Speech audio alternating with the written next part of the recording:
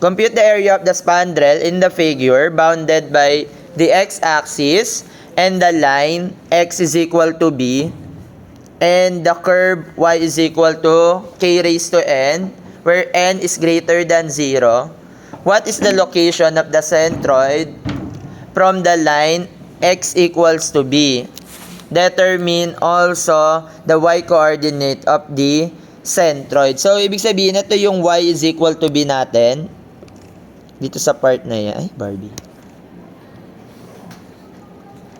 So, di ba x is equal to b ito? Okay. Tapos, ang hinahanap daw natin na centroid ay from here. Or, pwede rin naman, kung gusto nyo, masanay kasi tayo, di ba sabi natin, from y yung kinukuha natin. So, pwede itong maging, gawin natin itong bar x. Tapos, ito yung isolve natin, yung z. So, yung z, based sa figure, that is equal to b minus bar x. So, solve natin si bar x. So, ang gagamitin natin dito is integration. So, kuha na lang tayo ng strip. So, kapag vertical strip yung ginamit nyo, so, yung dx natin, derivative ng x. And then, ito yung change in y. So, yung change in y, that is the y high minus y low. So, yung y high, yan yung function above the strip. And then, yung y low naman is the function of x below the strip.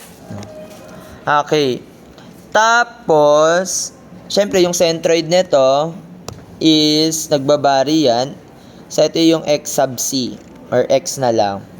So, si x is from y-axis. X lang naman yan, no? Kahit saan mo dalhin yung strip na yan. Kahit nandiyan dyan, no? Kahit nandito. Parang magmo-moment ka lang dito sa y. So, summation ng moment at y, the moment produced by the... Ay, area pala muna yung nahanap, no? So, solve muna natin yung area ng spandrel, sorry. So, syempre, ang area ng spandrel is differential area pa lang. Kasi, differential strip pa lang ginamit natin. That is change in y dx, no? Area nito, rectangular strip. So, base times height, dx times delta y. Tapos, ano yung y high natin? Ang y high natin is yung k raised to x raised to n. Sir, paano masasolve si k? Si k is constant. So, paano nyo masasolve si k? So, gamit ka na lang ng point anywhere sa curve. Ito, anong point ba to? B and H. Nasundan?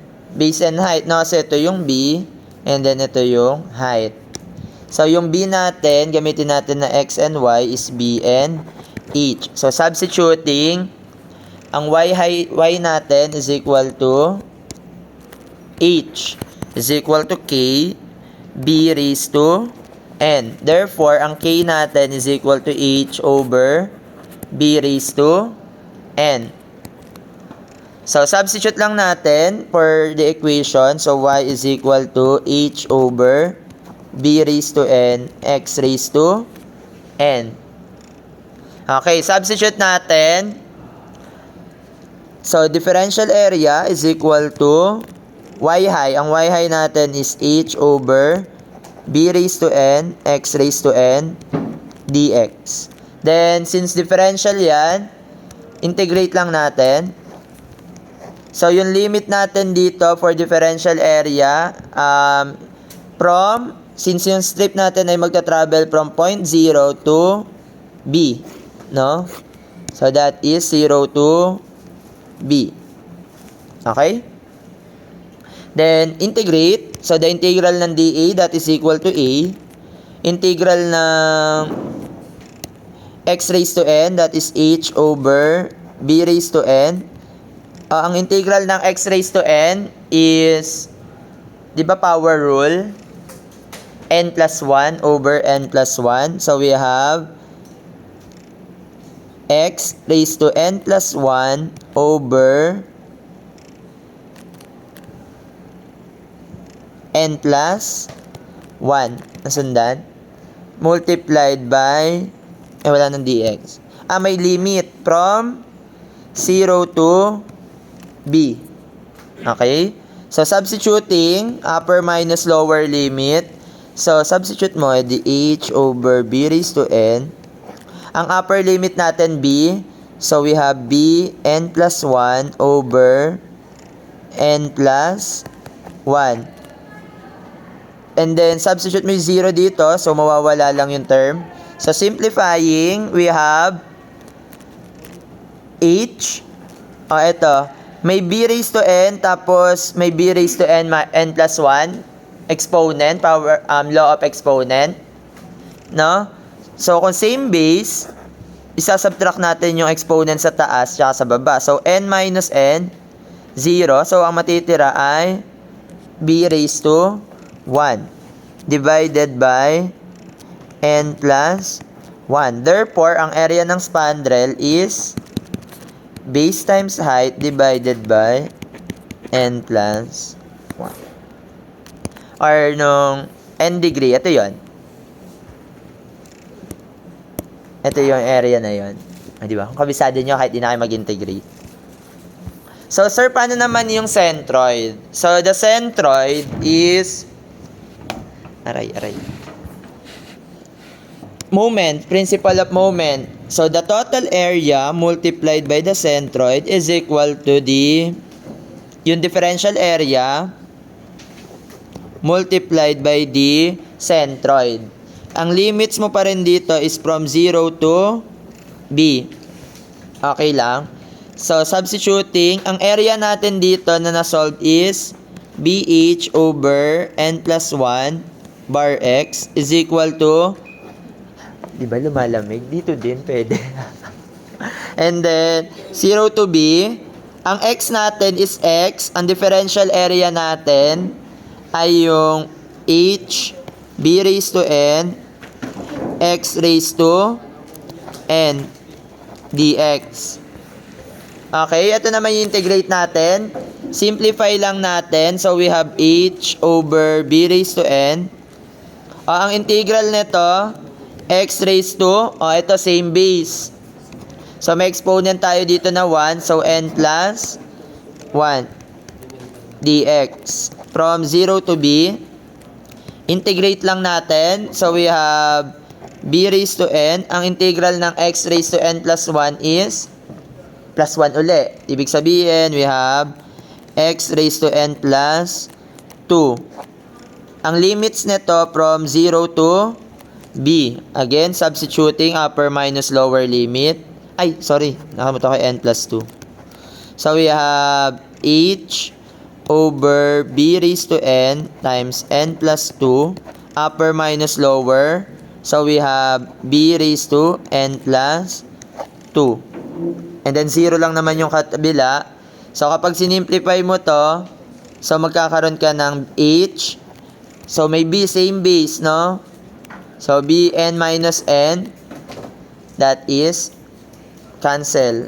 So, ibig sabihin, matitirang ka ng b squared over n plus 2. Tapos, meron ka dito na bh over n plus 1 ba yun?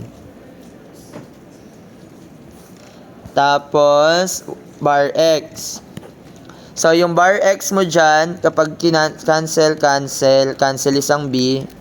So, matitiran tayo ng formula na ang bar x natin is equal to n plus 1 over n plus 2 multiplied by b. Yung bar x na yan, ito yon. Diba? Dito yan. So, ang kailangan natin yung z. Pwede din naman na ito i-memorize nyo. So, yung distance z, ang formula natin is equal to b minus bar x. So, simplifying, so we have z is equal to b minus n plus 1 times b divided by n plus 2. Kapag sinimplify nyo yan, magkakaroon ka ng LCD n plus 2. Multiplied mo yan. Multiplied by b minus n plus 1 multiplied by b divided by n plus 2. Distribute lang natin. So, we have bn plus 2b minus nb. O, bn na lang din. Minus b over n plus 2. Simplifying. So, 2b minus b, that is b over n plus 2. So, yan naman yung distance, z. Ito yon. No? Ito yung bar x niya, no? Ito naman, from the y-axis. Ito, from the x plus b. Pero ang tinatanong naman sa formula, what is the location of the centroid from the line x is equal to b? So, yung tamang sagot is yung z.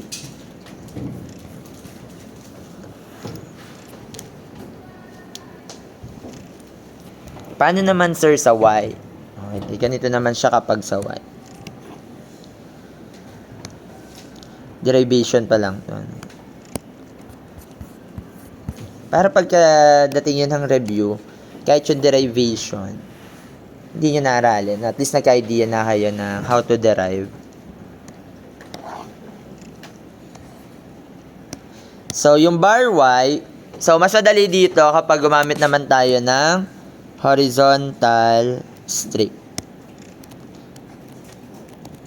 So, this is y. And then, yung bar y niya, hindi natin alam kung nasan. Okay? So, again, ang gagamitin natin is, for the centroid, that is total area multiplied by bar y is equal to the integral of y differential area. Ang limits mo na niyan, since ito yung strip mo, magta-travel siya vertically from 0 to h. No? 0 to h naman. Okay. So, kapag horizontal strip, ang gagamitin natin is dy. And then, ito naman, change in x. So, yung change in x, that is equal to the x right minus x left. Yun yung may equation sa right and then equation sa left. So, yung x right natin, this is x is equal to b. And then, ang x left natin is nth root na, no? Hala, sir.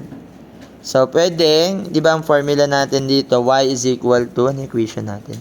b h over b raised to n, x raised to n. E di, gagawin nyo siyang exponent na. So, we have x raised to n is equal to b raised to n y over h. And then, extracting the root, nth root. Tama? So, the nth root ng x is equal to the nth root of y over h. H yan. No? Tapos, meron pa palang b raised to n. Actually, pwede nyo ito ilabas yung mga tawag dito, mga constant. So, the nth root of b raised to n is equal to b over the nth root of h. And then, multiply by the nth root of y. Sir, pangit naman tignan ng square nth root ng ano. So, actually, hindi man talaga siya maganda. So, pwede nyo siyang gawing exponent. No? So, b, this is equal to h raised to 1 over n, and then y, 1 over n. Pangit pakinggan ng n. So, yan. So, pwedeng yan yon. So, ang x left naman natin is this one, no? Ito yung equation natin. O, sir, paano natin i-integrate? So, substitute nyo lang. So, that is equal to the area. May nasolve naman na tayong area kanina. That is base times height over n plus 1. Y bar is equal to the integral of 0 to h. Then, y. Ang differential area natin is x right minus x left. Ang x right natin is b minus b over h raised to 1 over n y raised to 1 over n dy. No? Yung mga constant, may integrate naman yan. Madali na yung integrate. So, that is yb, tama, minus, distribute pala muna natin para mas madaling makita. B over h raised to 1 over n, y times 1 over n. So, di ba that is y1 times y1 over n? So, i-add lang natin. So, kapag in-add natin yung exponent niyan, that is 1 plus 1 over n. So, we have n plus 1 over n. Nasundan? Ito, cross multiply. So, n plus multiply ng n. So, n plus 1 tapos divided by n. LCD. So, that is equal to y raised to n plus 1 over n. Exponent to, ha.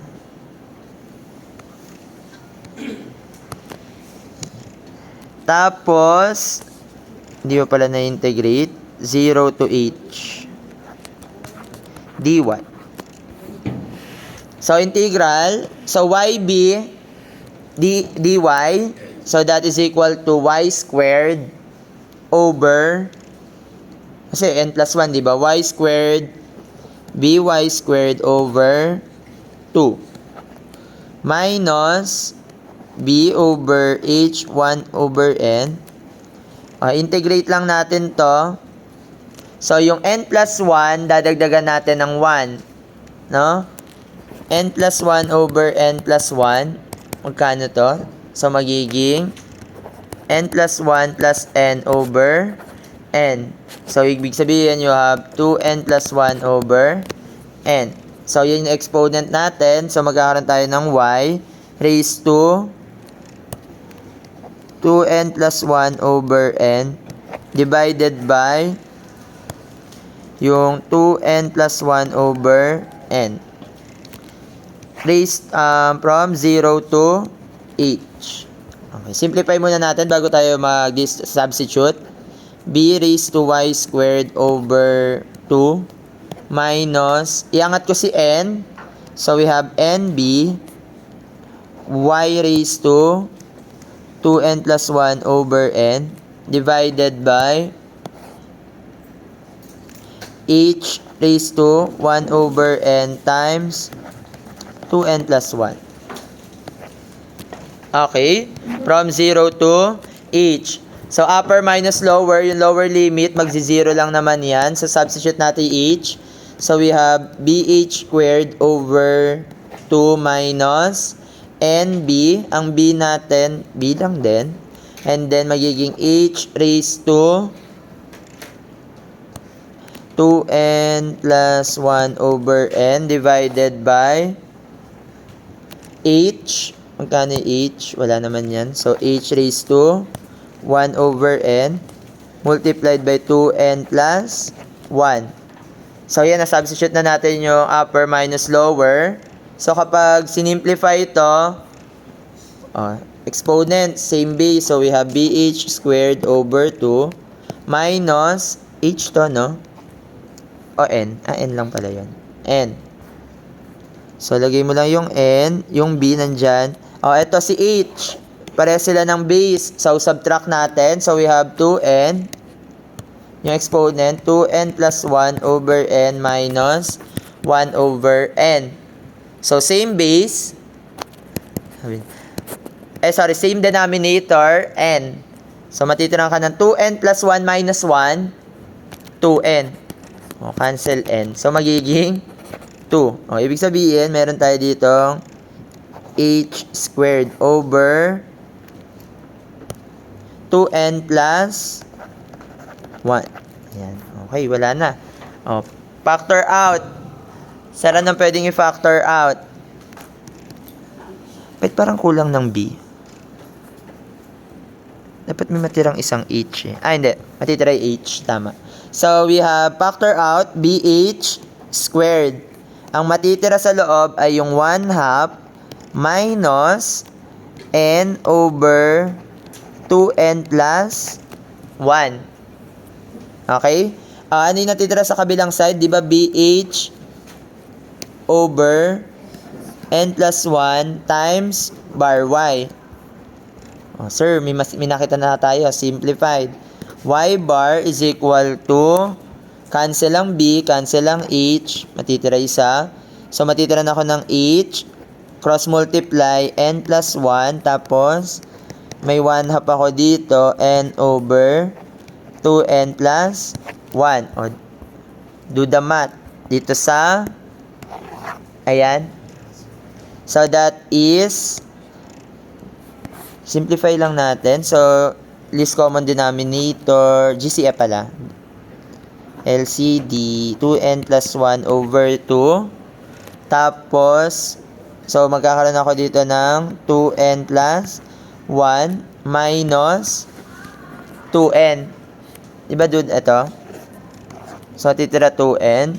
So, kapag sinimplify mo to, magiging 2n minus 2n, 0. So, matitira ka ng 1 over 2n plus 1. So, pag sinimplify mo to, h n plus 1 over, that is 1 over 2n plus 1. So, ang bar y mo dyan is equal to, simplify lang.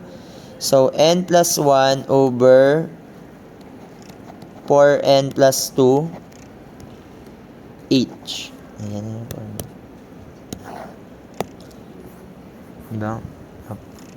So, pwedeng i-memorize nyo na siya. Whew! Hirap naman ng bar y.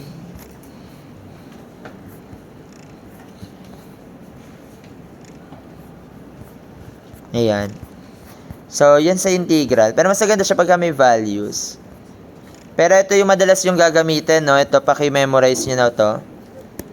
Ayan. Yung bar x. Mahalaga yung bar x for the centroid. Tsaka yung area. Or kahit ito na lang, memorize nyo.